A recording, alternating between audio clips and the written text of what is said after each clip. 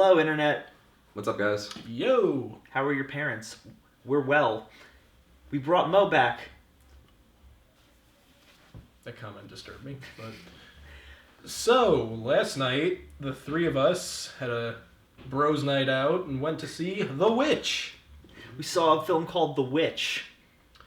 The Witch is a directorial debut of filmmaker Robert Eggers. That's how you say Eggers? it. Eggers? It's either Eggers or I don't know how to pronounce it. Starring Anya Taylor-Joy, and it's a story about a Puritan family in the 1630s who goes out into the wilderness to live. And there's things out in the woods that kind of fuck up their life. Like a witch, spoiler alert. Like a witch spelled with 2 V's. Standing in the lobby of the theater, we were collectively virtually speechless. So I don't know...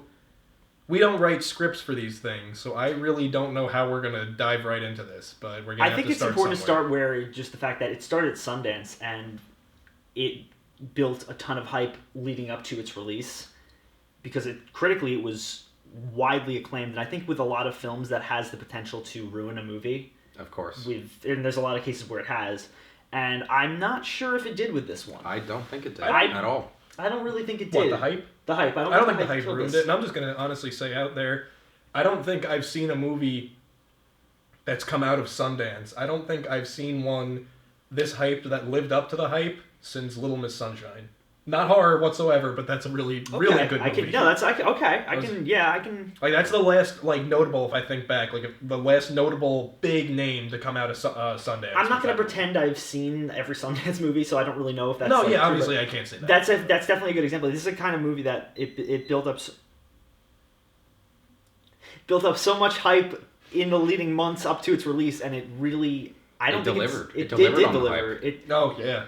I don't know if it was marketed terribly correctly. I don't think it was. Because it is not exactly a horror movie. It is a horror movie. It's a horror movie, but it's like a psychological... It's a horror drama. It's a horror drama, and it's a real slow Before we get into the real... into the specifics. Right, before we get into the balls of the matter, let's just... The best way to describe it, which I'm going to hybrid what you said to me. He told me a pretty much elongated version of what I'm about to say, but the vibe that I got from it, he was correct. The vibe I got from this movie was if you took The Crucible and made it added way more sinister elements to it and had Stanley Kubrick direct it.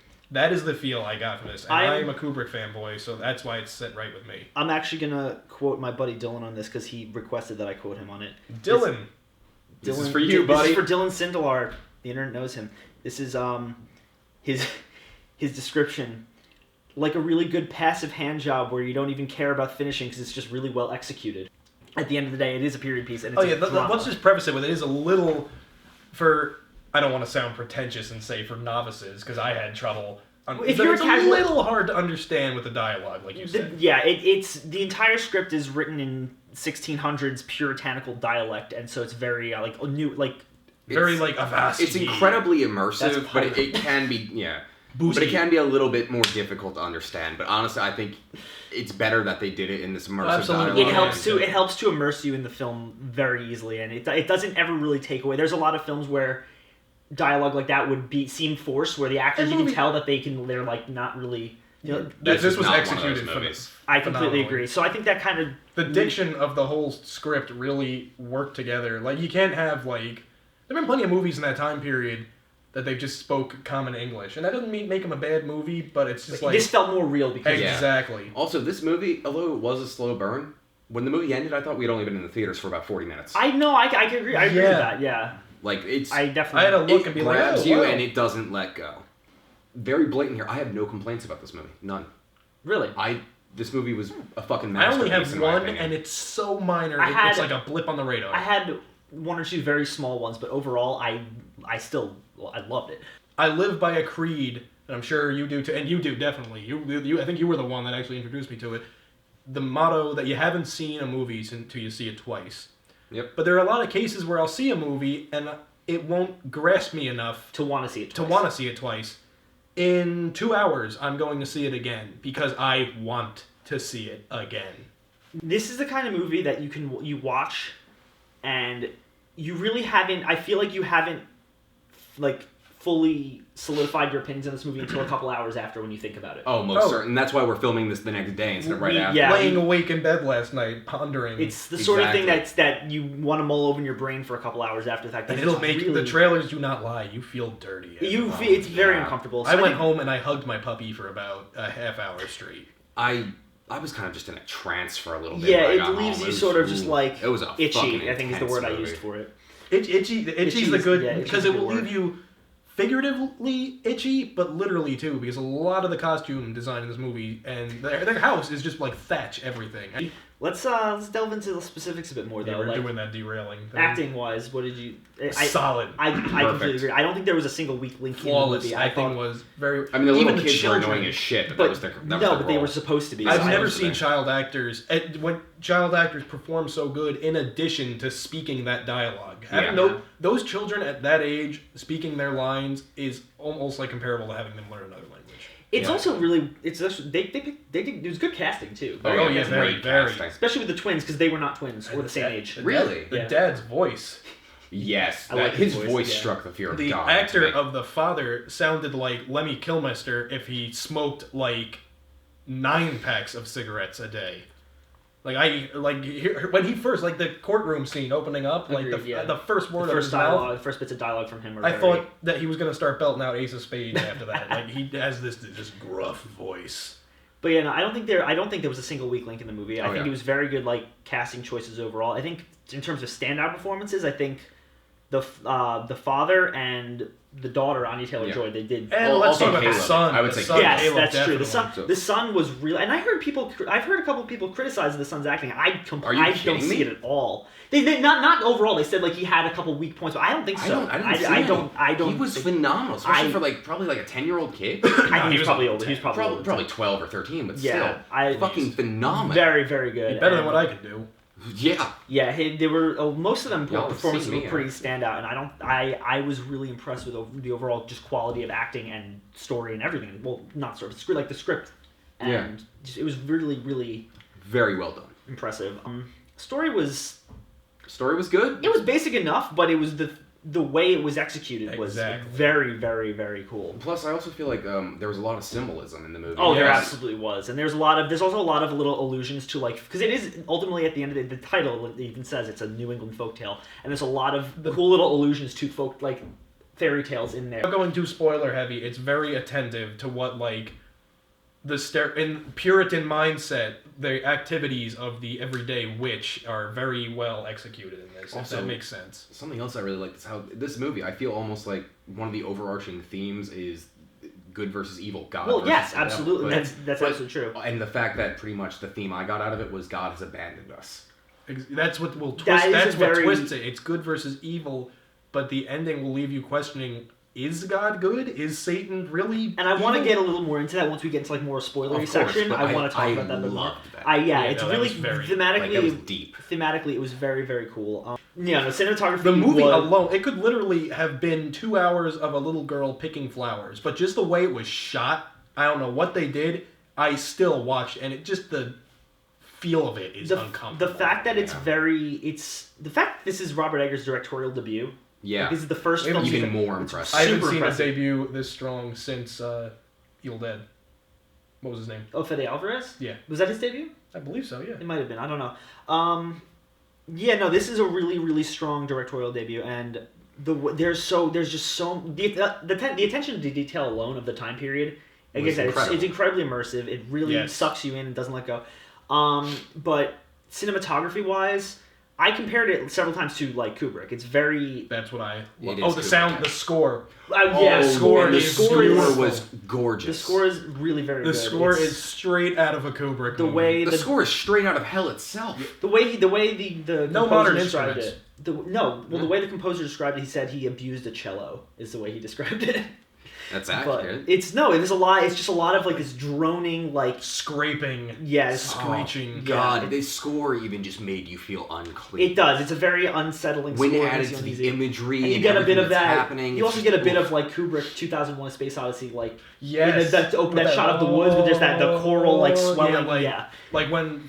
What was it when any monolith scene in 2001? You get that very swelling dissonant chorus, just kind of overtaking a whole scene, and there's a lot of that. Are you done?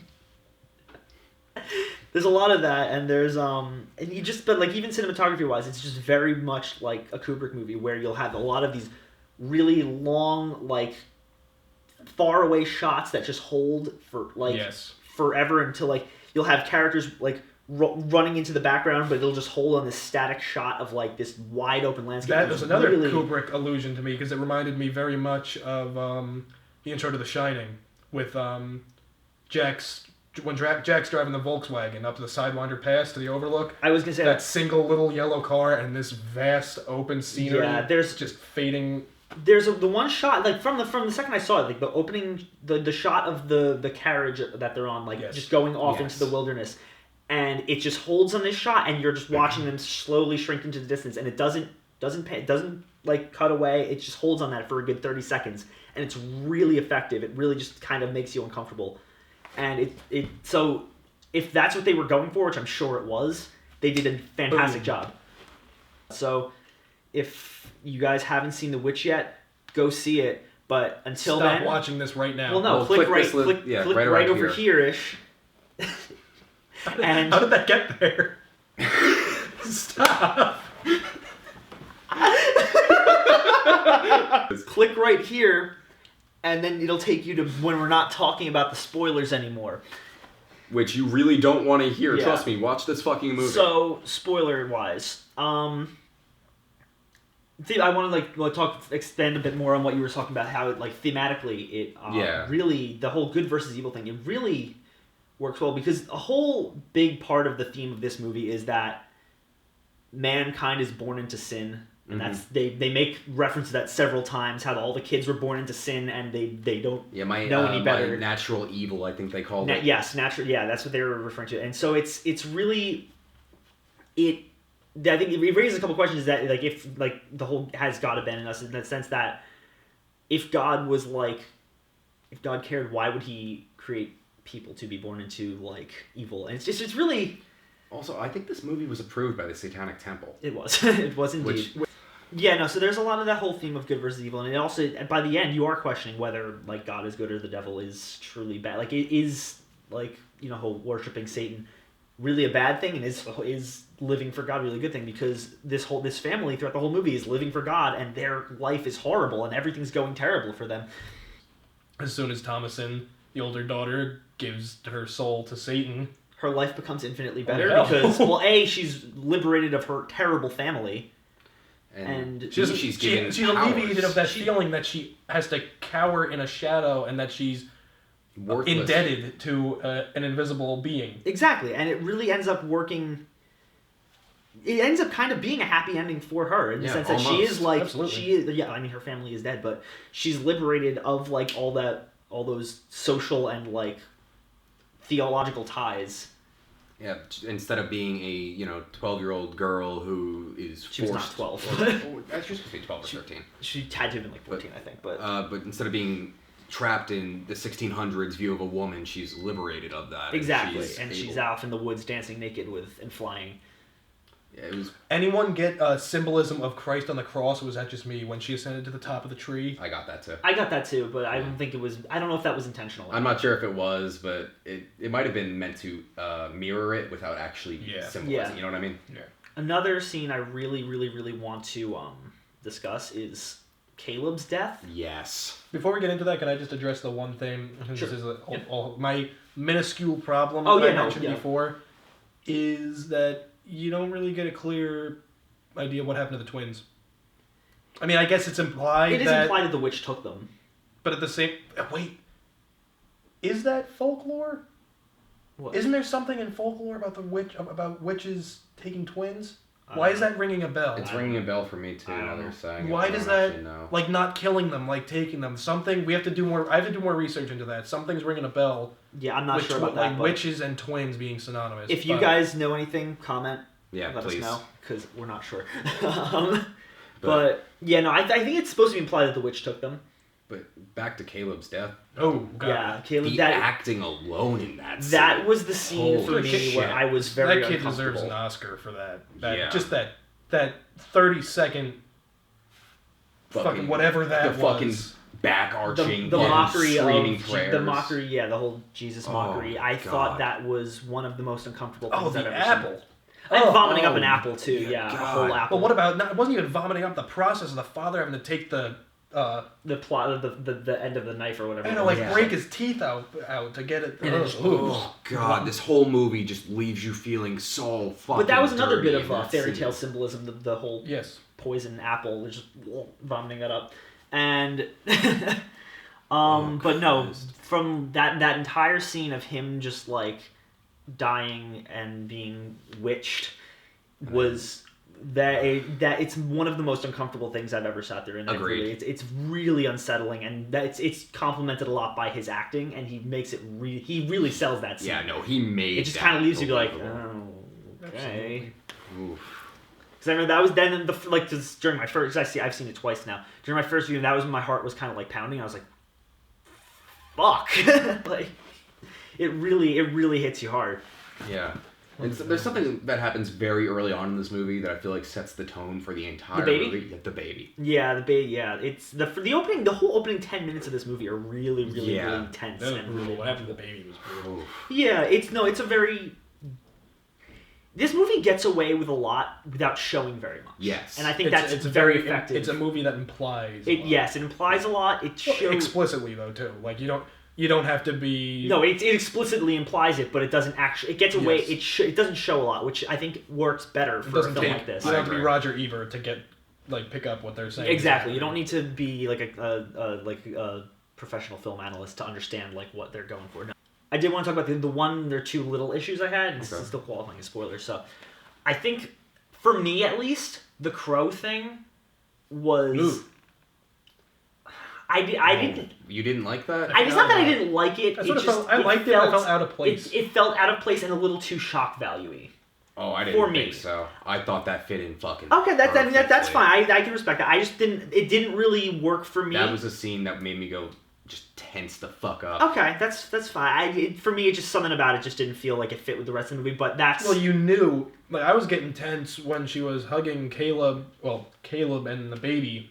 Because you knew it wasn't. Oh yeah, well yeah. But I think it could have just been left at that, like she's in some kind of trance. You don't need. I think it needed something, but the crow was just strange. I suppose that was. I got the same feeling watching her approach them as again a Shining reference when Jack's going into 237 with the woman in the bathtub.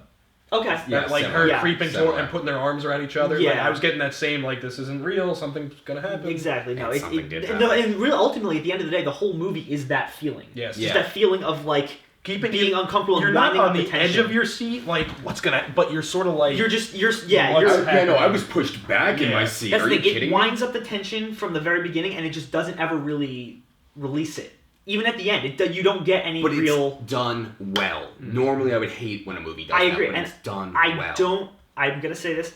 I do not think contemporary horror fans will like this. Like when I say contemporary horror, I mean casual horror goers who are expecting something like Insidious. What you said to me last night. This is people who go into this expecting something along the lines of The Conjuring are not gonna like it. But if you're going into this with a movie that is going to give you a sense of horror through sheer fucking tension, this is uncomfortability. This isn't horror in the definition of spooks galore and gore and sex scene typical No, this is a very slow burn. This ain't your average ghost movie. It ain't your average slasher. It ain't your average thriller, psychological, whatever. This is it's an art film. It's an art horror. Yeah, this is art. This is in your mind for the this art. Is horror. And this is a horror film that's done in a very artistic way, and I haven't seen a horror film done in an artsy way like this. I'm gonna compare it to this year's It Follows because It Follows is very similar in the sense that it's very artistic, and this is I feel has the potential to be this year's version of It Follows, where it's this indie film that comes out of nowhere and surprises a ton of people with a lot of praise. Yeah. So. Yeah, I think that if you're a fan of film, because it's not just a good horror film; it's a good film in general. Yeah, no, definitely. So I think that if you're a fan of more artsy things, and if you're not going into this expecting your typical Hollywood bullshit, you'll really like it. So all that being said, we went on about this a very long time. Ratings. I want to hear you guys first, because then I want to. We'll say it at the same time so we don't. No, three. No. Just one down the line.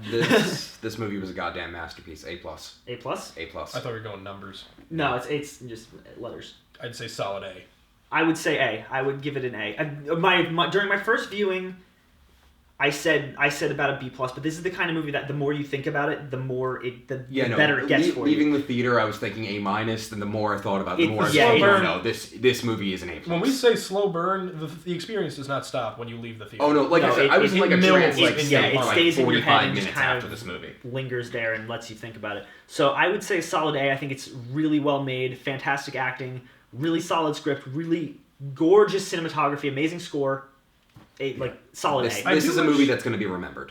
So yeah, that's how we feel about this movie. If you haven't seen it yet, by all means, go see it. I cannot recommend it highly enough. Absolutely. If you're a fan of film as an art form, go see it. It's really, really, really well made. If you want jump scares, fuck off. But yeah, if you want jump scares, you can go. Oh, that was so good. I forgot to address that. I don't think there was one jump scare, and I loved it. Exactly. Anyway, those are our thoughts on The Witch. If you like this, if you like our faces, if you like our chemistry, I hate everything you choose to be. What do you mean if you like our faces? If you love our faces, comment, like us, subscribe, let us know what you want us to do next, so on and so forth. Seriously, if you've seen The Witch, comment us. Yes, please. Let us know what you thought of it. Especially if you disagree with us. I really want to start getting some comments and hearing what people have to say to us, because no one seems to like us. Yeah, I know. Please like us. Please clap, said Jeb Bush.